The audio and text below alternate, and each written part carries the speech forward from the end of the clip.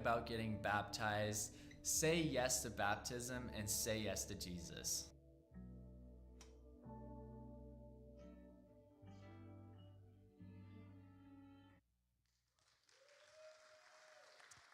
That is awesome story. Well, good morning, Lincoln Heights. It's great to be with you. Shout out to those of you who are watching online. So glad that you guys are part of this as well.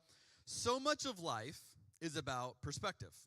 You ever notice how you and someone else can watch the exact same thing and have two totally different conclusions about it, right? And then you're debriefing and you're like, how did you get that out of that? Like, no, you missed it. And the other person's like, you missed it. Why?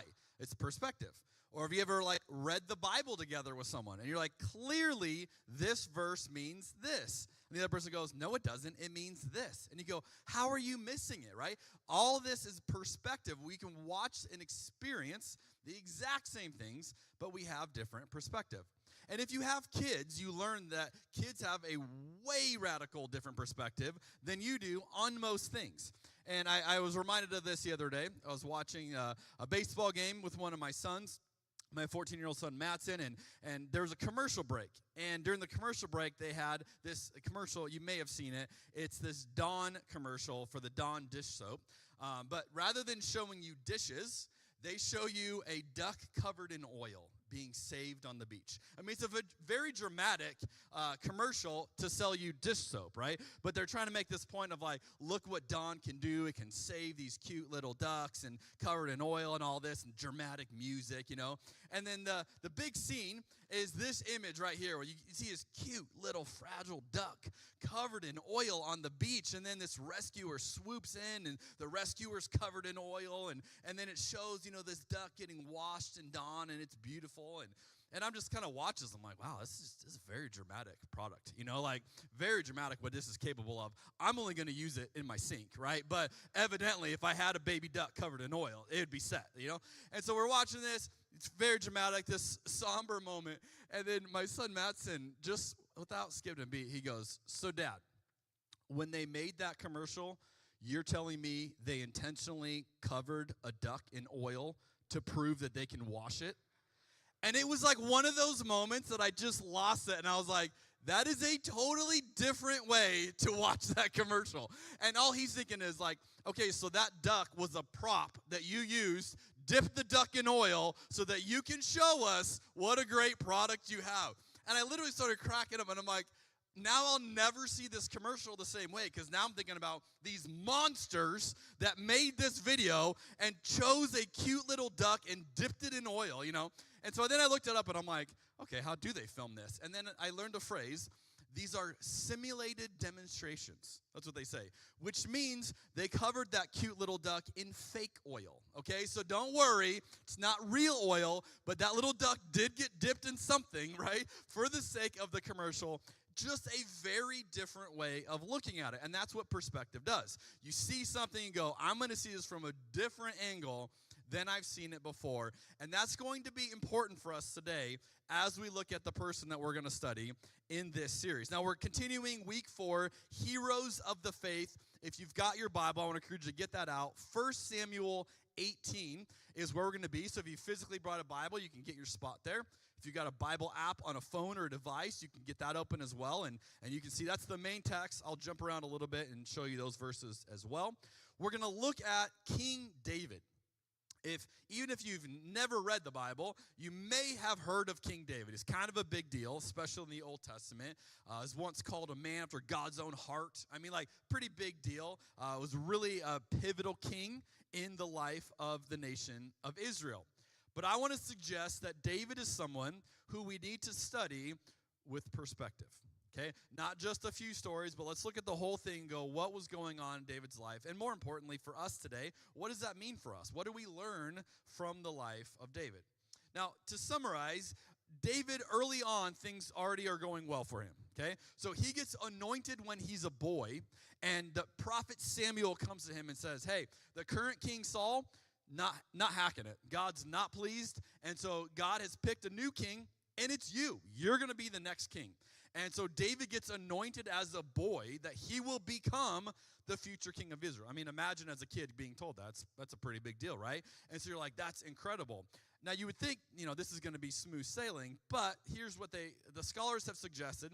David was probably between 10 to 15 years old when Samuel has this conversation with him and anoints him. He won't be king till he's 30, which means he's got 15 to 20 years from the time he knows he's going to be king till the time he will actually become king. Now, 30 is still young to become king, but it's a long time when you're 10. Right? When you're like 10 to 15 and you're told this is what you're going to have, and David's going to wait for a really long time until he's king. Now, much of that, David's actually going to work for Saul. He's going to be doing different roles for King Saul as he's being prepared to be king himself. Now, for much of this time, things go really well. God is with David. God is blessing David. Things are awesome. But there's this pivotal turning point where things begin to change. And this is 1 Samuel 18. I want to show you the turning point in the life of David. This is chapter 18, beginning in verse 5. Whatever Saul asked David to do, David did it successfully. Now imagine if you had an employee. Everything you give this employee works out great. So Saul's like, everything I give David, it's awesome. So he just keeps giving David more and more. So Saul made him a commander over the men of war, an appointment that was welcomed by the people and Saul's officers alike. When the victorious Israelite army was returning home after David had killed the Philistine, that's Goliath, this big, huge story, we don't have time for that, women from all the towns of Israel came out to meet King Saul. The ladies come out to give their take on what had just happened. They sang and they danced for joy with tambourines and cymbals. Sounds awesome. This was their song. Saul has killed his thousands. David, his 10,000s. Ooh, that is not going to go well. Any guy can relate with Saul in this moment, right? Like, whoa, hold up.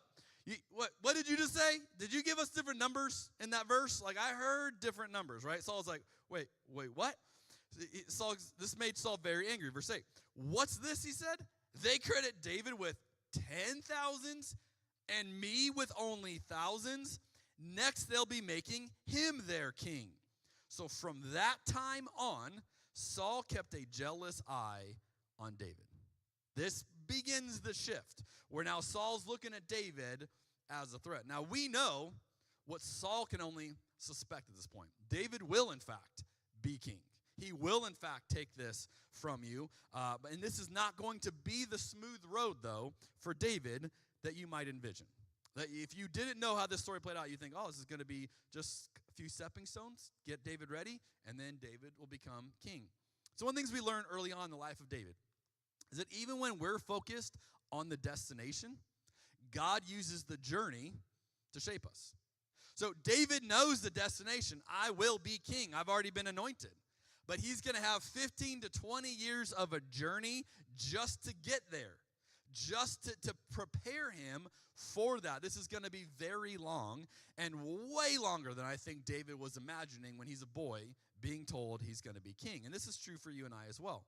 Maybe there's a destination in your mind, a job you're trying to get, a partner you're trying to get, you're trying to have kids, you're trying to start a family. These moments, these milestones, you go, hey, that's where I'm aiming at, that's what I'm working toward, and maybe you've prayed about it. Maybe you even sense that God has told you, yes, this is going to happen. So this destination is in your mind. But the tendency is to want to skip the journey, to fast forward that journey. Like, I just want to get there. I want to have the thing. And this is probably what David felt. Hey, just skip to the destination. Why do we need to mess around with the journey? But things often happen in the journey that shape how you understand the destination. I saw this in an article that the New York Times once had. This is kind of a famous article, but this is a number of years ago. It was about a dog in France. Now, I want you just to show you the headline of this, and if you're anything like me, you immediately get sucked in. You're like, I got to know this story. Here's the headline. Dog, a fake hero. I'm like, what? And then it says this. Pushes children into the Seine to rescue them and win beefsteaks.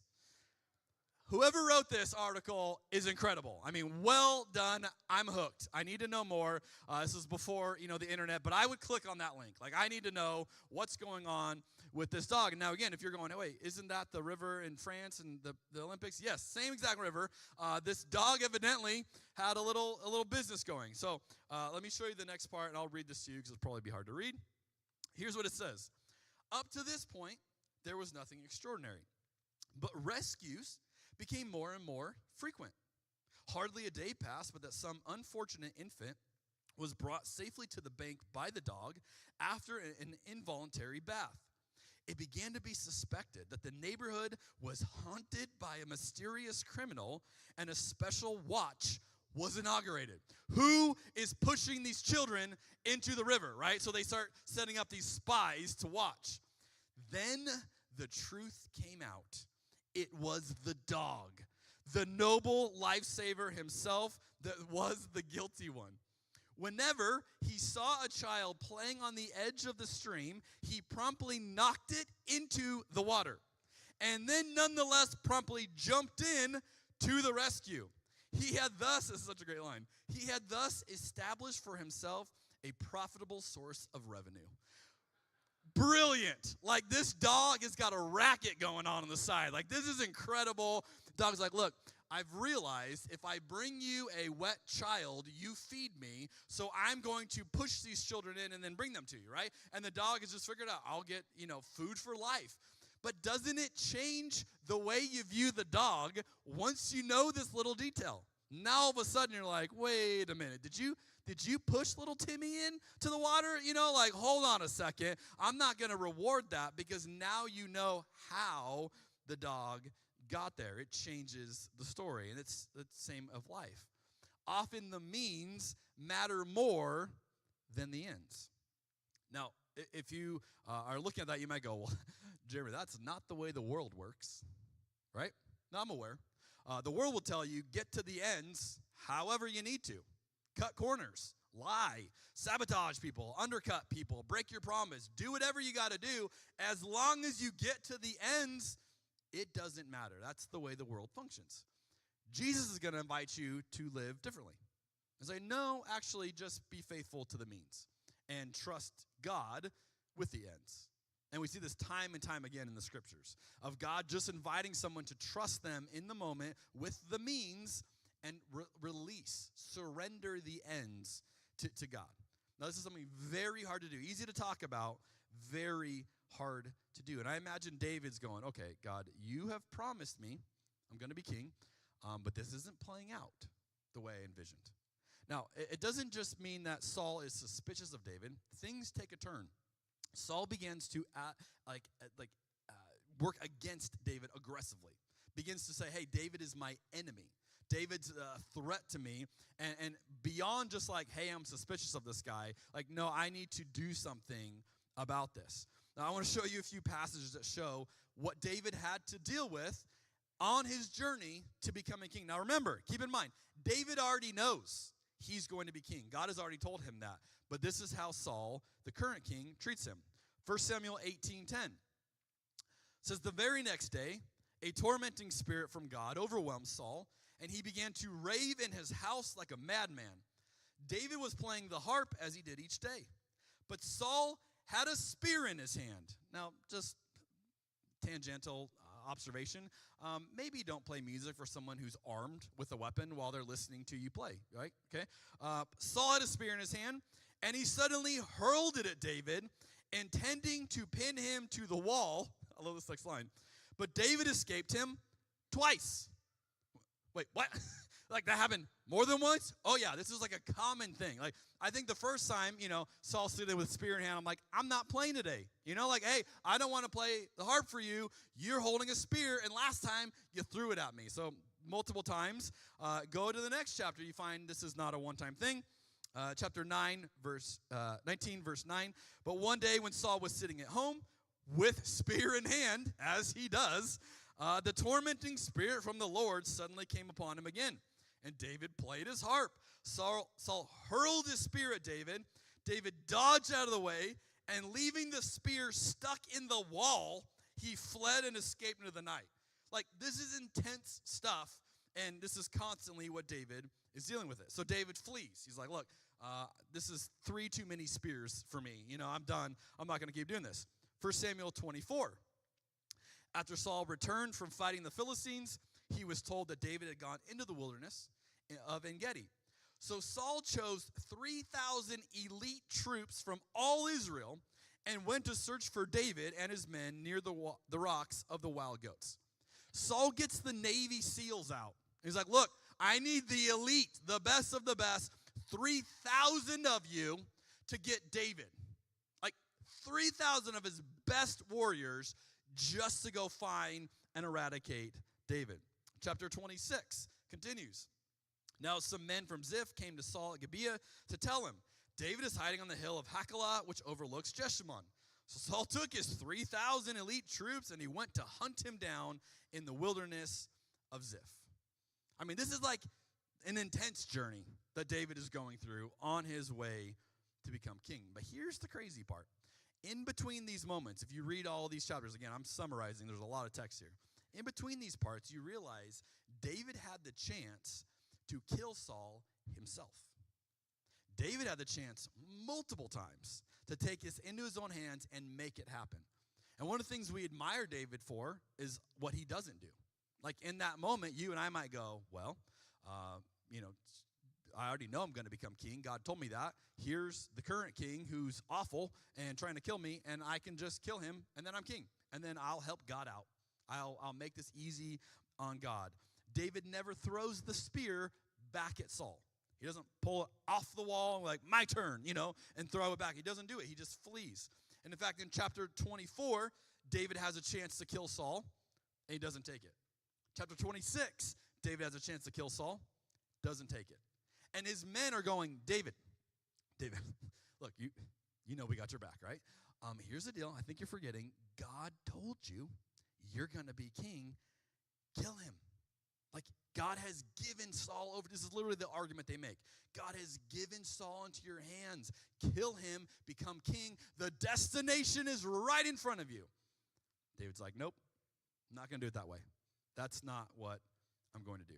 See, I suspect David asked himself a question that would be a beneficial question for you and I to wrestle with today.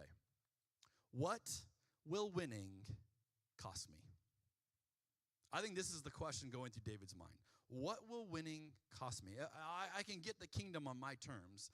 What would it cost me if I do it this way? What a question to ask in a year of a presidential election. What will winning cost us? Oh yeah, we might get the ends we want. What are we willing to give up to get it? This is what David's wrestling with. Yeah, I know I'm going to be king. I know God has promised that, but am I willing to do this? Am I willing to kill the existing king in order to get what I want? And the answer is most people say, yeah, do whatever you got to do, David. Like it's yours. And yet David shows restraint. He's like, no, I'm not going to do it that way. Which makes me wonder, what would your life look like if you got everything you wanted? Would it be as awesome as you imagine it would be? If every time you said a prayer, God just said, yes, you got it right now, send it your way. Would it turn you into the best version of you? Or would you actually become something totally different? Something very different than that. Now, when I was a kid, I grew up, my parents listened primarily to country music. So I'm talking like when I was a little kid, growing up in the car, on the radio. This is before Spotify, any of that, right? All we listened to was country music. So just out of curiosity, who here today, country music fans? I am so sorry for all of you, okay? You will be in my prayers. Because here's what I realized, right? I got a little bit older. I realized there are other radio stations. And as soon as I discovered that knob turns, I never looked back, and it was like, no more country for me. But I have this really weird, part of me, in my childhood is ingrained in country music of that era, right? It is just forever a part of me. I can't do anything about it, but I don't listen to country music anymore. Now, when I was in my country phase, there was one artist in particular that I was a big fan of, and maybe you've heard of him, Mr. Garth Brooks. Anybody? That is not the proper response when I say the name Garth Brooks, friends. Okay, this guy, thank you. Yeah, give him the due he is owed. This guy was legendary, okay? I mean, I remember watching his concert. He's like being hoisted over the crowd. I mean, he was ahead of his time. This is pre-Taylor Swift, okay? He was setting the stage for her. That's not true, but like it was a big deal, all right? And so I remember when I was a kid thinking, Garth Brooks, this guy is awesome, and I was really into his music. And there was one song in particular that was huge when I was a kid. He had a song called Unanswered Prayers. You guys remember this? Now, if you've ever looked at the lyrics of the song, they're very different than the way the song makes you feel. If you just listen to the song, you're like, oh, this is great. I feel warm. It's like a blanket over you. Like, I just feel good. If you listen to the lyrics, that is like the most savage burn against one of his ex-girlfriends, okay? So the line goes like this. He's saying, thanks God for not answering the prayer I prayed to be with this woman as my wife, when he runs into her later in life and he realizes, oh gosh, you did not age well. And he's like so grateful he's not with her. Then he writes a song about it. And I'm thinking, if you're that ex-girlfriend, how harsh. I mean, you'd be like, Garth, really? Like, look, I'm doing good too, okay? I've got my own life going. I don't need you. But he writes this savage song about so glad I'm not with her, so glad God didn't answer that prayer. Now, burn aside, there is some good thinking here. He has this line that says this: some of God's greatest gifts are unanswered prayers, which is a really intriguing idea. Could God give you a gift by saying no to something you ask God for? I mean, it's kind of one of those ideas you go, well, yeah, probably. But in the moment, we don't like that. No, in the moment, I want a yes. I want a God saying, yeah, I agree with you. Great idea. Let's do that thing the way you envisioned it. But Garth, I think, is onto something here. And what I have learned is, even though I don't listen to country music anymore, I have found that to be true. That I have a lot of prayers that have been unanswered in my life that I'm actually grateful for now. In fact, I can give you one really extreme example of this in my own life that really illustrated this for me. Back in 2017, I got the chance to go move our family up to Oregon and be lead pastor of a church up in the Northwest. And this, I would tell you, was like my absolute dream job. Doing what I thought I wanted to literally retire and die doing. I mean, it's all I wanted to do in an area that I absolutely loved. And I was like, I pinch me. I cannot believe I get to go do this job. And moved our family out there 2017, literally thinking this is the greatest thing ever. Like, so stoked to do this. And for a number of years, it was. It was so fun, so meaningful, the things I got to do and do ministry with friends and just on a huge scale. Like, it was so profound and so powerful. Then 2020 happened. I don't know if any of you recall anything that happened that year. That was COVID, right? And everything got just mixed up and thrown together and confusing, and we weren't able to meet for a while, and how do you meet and how often and what, all these kind of questions. Then we weren't seeing each other like we normally did, and everything kind of got really funky. Then during that summer, George Floyd got murdered. And if you recall, Portland was one of the hubs of that conversation. So literally in the city in which I'm pastoring, it is like a huge deal. People are talking about it. There were riots, there were marches and protests and all sorts of things going on. And I felt like this is our chance to be the church to our community. Like, our community is literally working through some incredibly heavy, difficult things. Let's go be a part of that. Let's go be a positive influence in what is going on.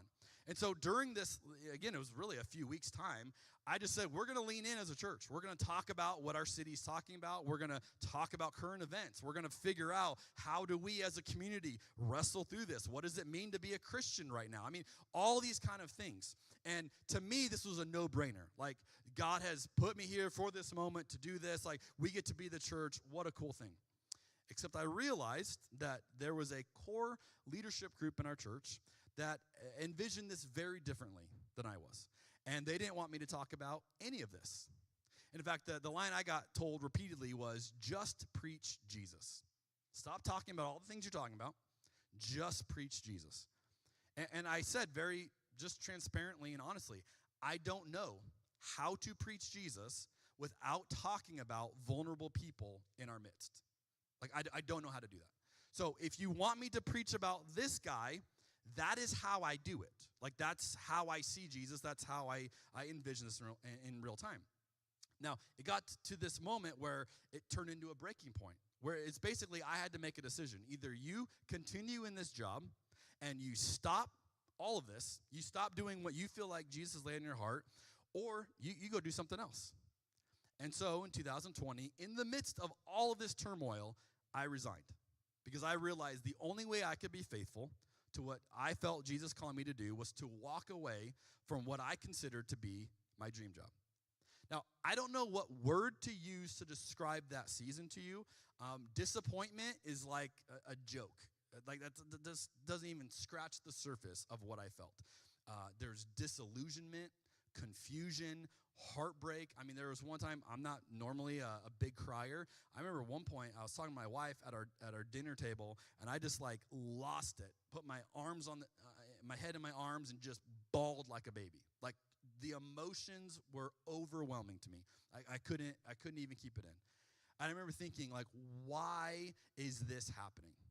This incredible moment where I feel like we can be the church and we can lean into this, and God has brought me out here for this, only to be told, no, that's not what we want, and you don't get to this. And then walking away from that and just feeling alone and isolated and confused. And here's what I would tell you. I had no ability to make sense of that moment, in the moment. Like, none. Like, it's just one of those, like, if you could say, well, Jeremy, why do you think God allowed this or God caused this? Or I have no idea. And, I probably would have had a few choice words for you if you would have asked me that in that moment, right? Like, I don't know why any of this is happening. I don't know why I have to move my family now out of a place I thought we would be spending decades of our lives. I don't know why any of that. But here's what I know. You probably have your own moment of that. You probably know exactly that feeling that I'm describing. I bet you know what I'm talking about because you've had your own version of it. Where you were convinced something was going to work out one way, and then it doesn't work out that way, and you go, what's going on, God? You were convinced there's a destination coming, and then the journey took you somewhere totally different, and you were left trying to make sense of it. Maybe you're in that journey right now. Maybe you walked in today and maybe you're angry at God. Maybe you're confused. Maybe you're looking around going, what's the point of all of this? Because this destination I thought I was headed toward no longer looks like it's going to make any sense.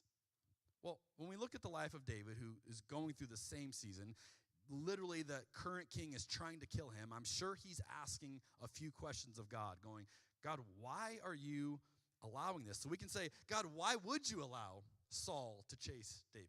Why would you give him 15 to 20 years of enduring that? And it's the same question you and I ask. God, why? Why is this happening to me? Are you causing it? Are you allowing it? Are you involved in it? Like, do you care? Like, what is happening? One of the things that I learned from David, and then I can go, okay, maybe this is happening to me as well. What chases us is often inside of us. What chases us is often inside of us. Do you ever notice that some of the things that annoy you about other people are things that you struggle with too? Now, this takes a little bit of introspection to see this, but you ever notice that, like, you can watch someone else, you're like, ugh, there they go again, doing that thing. And the reason why that probably bothers you so much is because you do that thing. And maybe what you're really annoyed at is that you can't seem to master that in your own life. And so it's easier to look at them and say, look at them, they can't figure it out either. Rather than saying, yeah, I got to figure that out for myself. Like, for example, one of the hobbies of my life is telling my kids to be quiet. Like, it's literally something I do every day. I have the loudest children I have ever met. I mean, just natural voice loud. They can be standing right in front of me having a conversation, and it's like shouting. And I literally have to say to them all the time, like this hand motion, just you hear, no, just bring it down. They just know, oh, sorry, Dad, So I'm like all the time telling them, why are you yelling? I mean, they could be describing a video game to me. Like, it's not even big things, right? It's just always loud. Their jokes are loud. Their stories are loud. Their conversations are loud. It's just over and over and over. I am constantly telling them they need to lower their volume. You know a hobby of my wife? It's telling me to be quiet. I am a loud person. Like, I am naturally, if I get excited about anything, my volume just goes up. If I'm laughing hard, my laugh is loud. People tell me they can hear it from across the way. Like, I hear that all the time. I'm just a loud person. So I will be literally in the middle of telling one of my children, please lower your volume. I'll look over and glance over at my wife, who's just smiling at me. Like, they get it from you. And I'm like, no, this is your side. This is not me. This is clearly your side. But it's something that I've realized, like, oh, I'm sensitive to that probably because I know that I struggle with my volume. And I can recognize it easier in my children. This is how it often works. So what was going on then in David's life that God used Saul in this way? Now, I want to give you a biblical hot take. That might be very different than you've ever heard on the life of David. And I want to preface this by saying, if this is too much for you and you're like, I adamantly disagree with you, you are welcome to disagree with me. I will not lose any sleep over it. Hopefully you won't lose any sleep over it. But I'm going to give you my conclusion as I have studied the life of David and just give you something to process, that maybe this is what's going on in the life of David. So here's my hot take. David was certainly a better king than Saul, but David was not a different king than Saul. Now, some of you're big King David fans, and you're going, whoa, that's a lot, Pastor. I don't know, okay? Hang with me, all right? I would suggest, if you study the life of David, you realize there was also a Saul inside of David. That King Saul that we see in all of the years tormenting David, that same person was also inside of David. I can illustrate it to you with two examples. The most famous of which is a story of David and Bathsheba. Perhaps you know the story. David is king. He's sitting on his palace one day, and he looks out and he sees a woman bathing. She happens to be married to another man. No problem. He's the king. He has her brought in, sleeps with her. She gets pregnant. He goes, oh, this is a problem. Now I'm going to be discovered for what I did. Turns out her husband is a soldier that works in his army, so he has her husband killed. Now, I would say, just to be blunt, that is far worse than anything Saul ever did in his life. Now, if we were going to put the best spin on that story we could, which many people want to, I would say the best way you can take that story is it is a horrific abuse of power. That's the best version. Most people would say this is rape and murder, and the king did it. And again, Christians get all kind of weird about this. Well, this is God's anointed. I understand. Read the story. Like, read what happens. And this is David using all of the power David has to do whatever David wants, which is so contrary to who God is. You go, well, that was just one time, and David learned from that. Okay, maybe. But you know another story that I've always found super perplexing about the life of David? There's this moment where his son Absalom, David's got a bunch of kids, his son Absalom decides he's going to become king and tries to take over the throne. Now, again, to David's credit, he doesn't fight his son. He says, all right, maybe God has made Absalom the king. So David just begins to retreat. He's just going to let Absalom become king. While he's retreating, Absalom has a super fan named Shimei. Shimei decides, I'm going to taunt the king and rub it in that Absalom is taking over. So while David is retreating, giving up his kingdom voluntarily to his son, this guy Shimei just begins to pepper him. Oh, this, just on and on and on. So much so that David's own soldiers are like, please just let us kill him. Like, just let us kill him. We'll shut this guy up. Like, no. And David's like, no, let him. Maybe God has sent Shimei to humble me. I mean, just truly a remarkable thing. You're like, okay, David has learned. So then, fast forward, Absalom ends up dying. He's not going to become king. David returns to come back to his throne. Shimei is like, oh, no, I backed the wrong guy. So Shimei comes back to David and, groveling at his feet, asking for forgiveness. I am so sorry. I taunted you the way I did. Please don't kill me. Please forgive me. And David does. He forgives him. He says, hey, I give you my word. I will not kill you. I will forgive you. And you think, this is so cool of David. Look at him. He's growing. Except one tiny detail. If you keep reading, this is easy to lose in the story. If you keep reading, you get to David's deathbed. When his last few moments, as he looks back on his entire life, all the things he's accomplished, and now his son Solomon is getting ready to become king, and David is passing the baton to his son Solomon. You know what he tells him? Hey, Solomon, remember that guy Shimei? Solomon's like, yeah, Dad. He's like, kill him. I imagine Solomon's like, the guy you gave your oath to that you wouldn't kill? He's like, yeah, I said I wouldn't kill him. You kill him. Fast forward in the story, a few years later, Solomon kills Shimei. And I go, this is like mafia stuff. Like deathbed, like, hey, don't let that guy get away with his insult to me. Like, really? This is God's anointed guy? Like, that is some jacked up stuff. That looks like King Saul to me, not David. See, I think the reality is God allowed David to be chased by Saul for 15 to 20 years because God was trying to remove the King Saul inside of David. God was working for the best version of David to come out. And he knew, hey, you are capable of just as much or worse than this guy, so I want you to do better. I want this to go differently than it went with Saul. And he uses this season in David's life. And I think God does the same for you and I. So here's a question for each of us. What is Jesus using to bring out the best in me? I would encourage you to wrestle with that question this week. Just you and God. What is Jesus using to bring out the best in me? Now, like David, it may be a person. Maybe there is a nemesis you have, which I think it's cool. Everybody should have a nemesis somehow, right? Maybe you have a nemesis. It could be a work nemesis or whatever, but that person just bothers you. I mean, it just aggravates you. It could be a neighbor. I don't know who it is, but you're like, oh, this person drives me nuts. And I would say, is God using that person to bring out the best in you? To show you things about yourself, maybe, that really bother you about yourself? Or maybe it's on the other end of the spectrum, a person who brings out the best in you is cheering you on, but you sometimes don't want to listen to them because their advice is different than other people. So when you want to go do that thing that you're convinced is the right thing, they're the friend that goes, no, you can't do that. Come on, you know better. And you're like, I'm not listening to you. I know better. Maybe you have that friend who's willing to have the hard conversation with you and go, no, this is not the best version of you.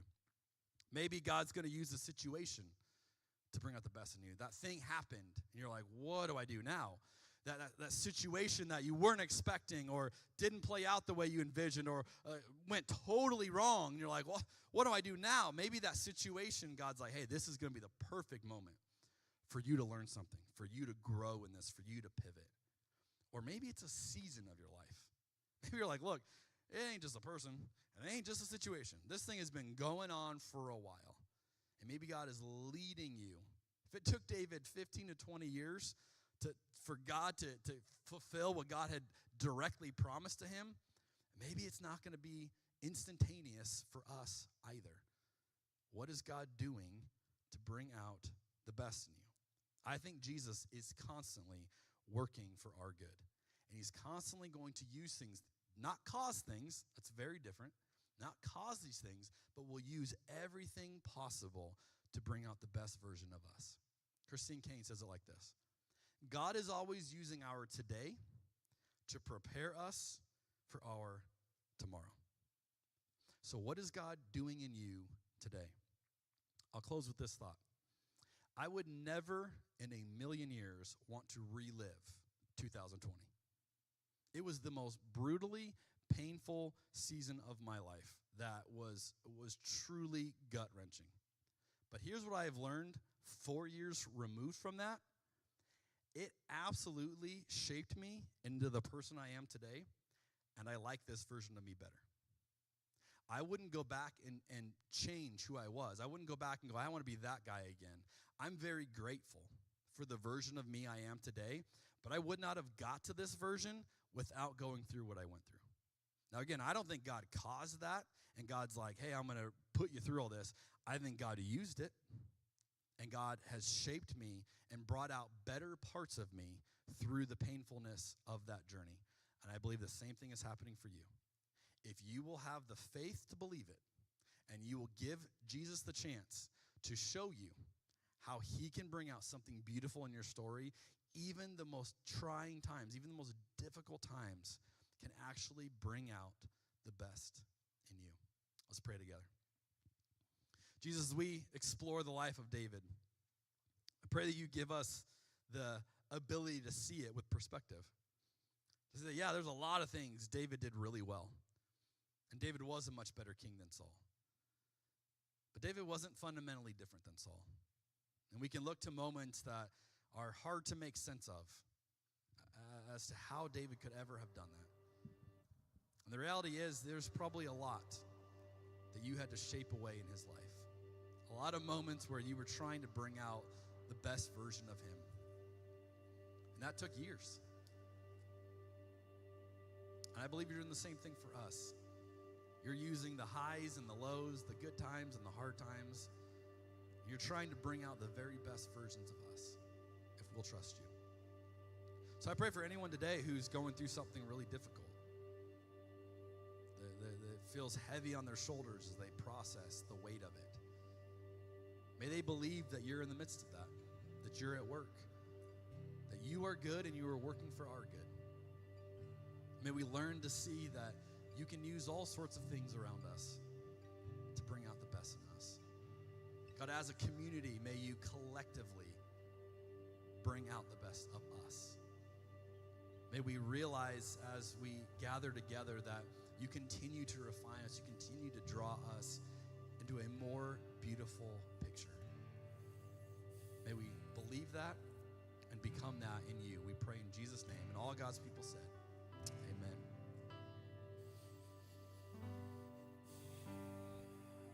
This time that we're going to, we call it communion, and Jesus made this up.